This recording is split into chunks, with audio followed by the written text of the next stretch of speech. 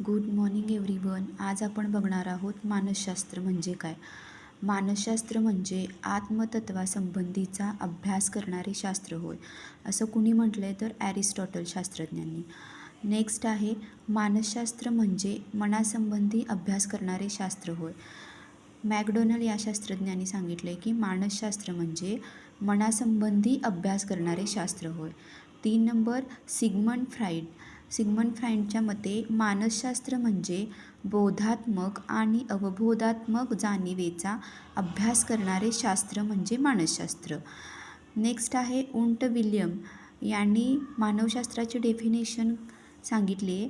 मानसशास्त्र म्हणजे बोधात्मक अनुभवांचे किंवा जाणिवेचे शास्त्र म्हणजे मानसशास्त्र होय.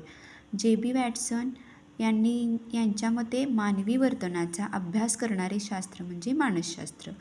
नेक्स्ट मॉर्गन किंग आणि रॉबिन्सन मानव व मानवेतर प्राण्यांच्या वर्तनाचे शास्त्र म्हणजे मानसशास्त्र होय, असं कुणी सांगितलं आहे? मॉर्गन किंग आणि रॉबिन्सन या शास्त्रज्ञांनी. नेक्स्ट आहे मानसशास्त्र म्हणजे अनुभव व वर्तनाचे शास्त्र होय, हे कोणी सांगितले तर मन या शास्त्रज्ञांनी.